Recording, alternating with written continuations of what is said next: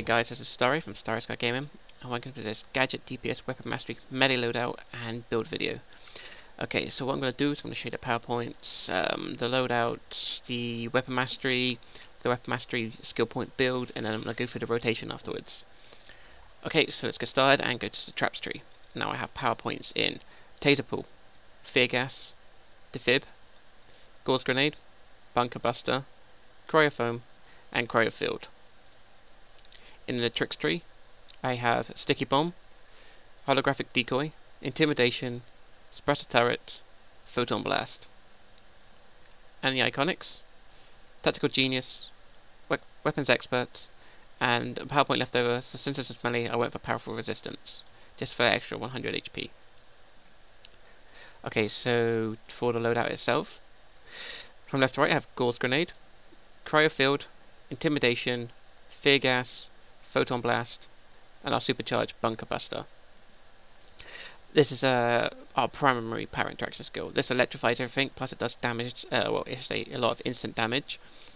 This will take advantage of the electrified effect, causing everything to be inflicted with burning, which would then do damage over time. And this only works for melee, since it is basically, it puts like a, well, I say a swirling aura around us.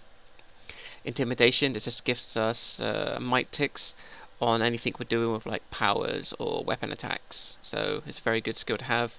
Fear Gas, this is our primary damage dealing skill.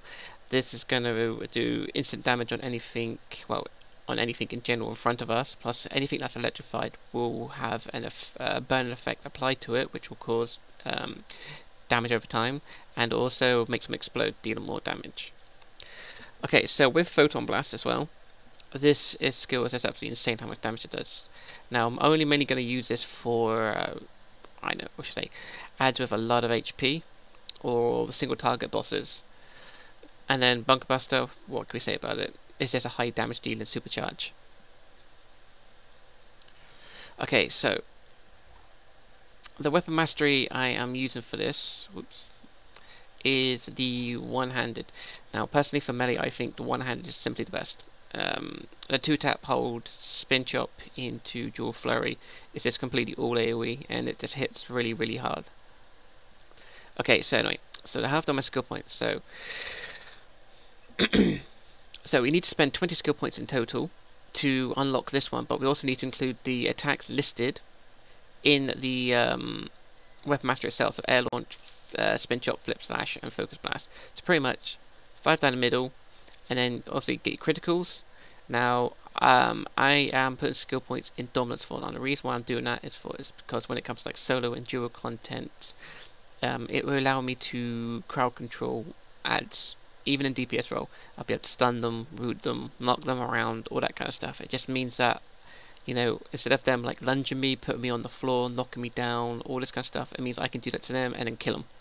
You know, a little bit of CC doesn't help, doesn't hurt too much our end. Now with the dominance, this won't affect it in the T6 alert or when it comes to raids, because you simply won't have enough dominance for raids and all that kind of stuff, but you'll have enough dominance for solo and duo content. Okay, so down the middle, DPS Innates, I've got my dominance. Then I can unlock the one-handed mastery. Then I go to dual wield. Do the same thing again, 20 skill points, get the weapon attacks listed, but simply 4 down the middle. Got my DPS Innates, I got my dominance, I got some defense, pardon me. And then the remainder I put 1 skill point in HP and unlock the dual wield. And in hand blasters, now this is for the range side to it. So basically 20 skill points again, but and include those listed attacks. So 4 down the middle, 2 on the left. Get the DPS Innates, got the dominance, and the remainder of skill points needed to unlock Weapon Mastery in HP. So then that unlocks the the Hand Blaster Mastery. So then after that, you go back to one-handed and put 2 skill points in the masteries needed, which is Dual Flurry Mastery for melee and Solar Flame for range. Let's face it, at some point you just want to, well, you might just want to range before you go and jump in and start attacking them. Okay, so that's our mastery setup. So then what we do after that is we go and get all our criticals. Now from each tree we go and get all the critical attack chance first and all critical attack damage. but I'm just going to go for the trees, and you can see what I mean. So basically, we've done 4 down the middle, and we get our critical attack chance before we get our critical attack damage. So literally go through each of these trees and get the ones with critical attack chance first, and then after you've got all of those ones, then you get all your critical attack damage. So keep going down the middle and get all your criticals. Let's face it, right? I know a lot of people who have, like I say, they just bother with getting the innates, thinking that it means it's better to have big innates and have no criticals. Well, as much as those innates are, I should say, the stats are impressive, without the criticals to back them up, the high stats mean nothing, because most of your damage will come from criticals. This is why you prioritize getting the criticals before any of the innates. I mean, stat innates. So once we've got all our criticals, what we want to do is we want to go back to the one-handed, dual wield, and hand blasters, and we want to get all those big nice innates at the bottom now, the plus 25 ones, because now since we've set up our masteries and our criticals, we can actually start putting skill points in the proper stat innates now. So come back to one-handed, get those innates, dual wield, innates at the bottom, hand blasters, get those innates at the bottom, and then that will be our mastery setup, our combo setup, our criticals, and then the big juicy innates setup. So what we want to do now is we actually particularly want to start building into the weapon mastery trees, which has precision on the second row at the bottom. Now the reason why we're doing this for is because the high volume of damage will come from weapon masteries. I should say the highest amount of damage will come from weapon masteries. And particularly, I think for mods, for powers that aren't, well, I should say, the powers that aren't like Hard Light, Celestial Rage, and Earth, since they're full precision, I reckon, should be precision health, precision power, and precision and might for powers like gadgets, quantum, all that kind of stuff. Okay, so we want to go into trees, and that literally will have precision on the second row. So since I got all of my masteries, criticals, you know, the stat increases, the combos, as I said, we want to start coming into trees that have precision on the second row at the bottom. So literally, as you can see, I would have come down the middle, got my criticals, so that allows me to put 20 skill points just to unlock the innates. We don't want to spend 20 skill points to unlock the weapon mastery, we just want the innates now. So I got I've maxed out the precision, I got the dominance, I got the defense, and I put some in HP, and then that'll be 20 skill points spent to get the 25 increase at the bottom. And I think I should have been speccing into another one. Yep, so that's rifle as well. So precision there. I put some in dominance, some in HP to unlock the might and precision at the bottom. I think I actually ran out of skill points by then. I think I started working on dual pistols. So the one after that I started working on would be dual pistols. So that would be the precision there, and then I started working on the dominance. And if I need to spend more skill points after I've maxed out the dominance to unlock nature bombs, I'd be putting it in defense. Pretty sure that was the last one. Yep. After when I've done dual pistols, I will come into bow since it has precision in it, and then I would go defense, HP for as many skill points as needed to unlock the innates at the bottom, and then that will be all of the precision from the second row ones done. Which means, you know, after that you want to start working into the might ones.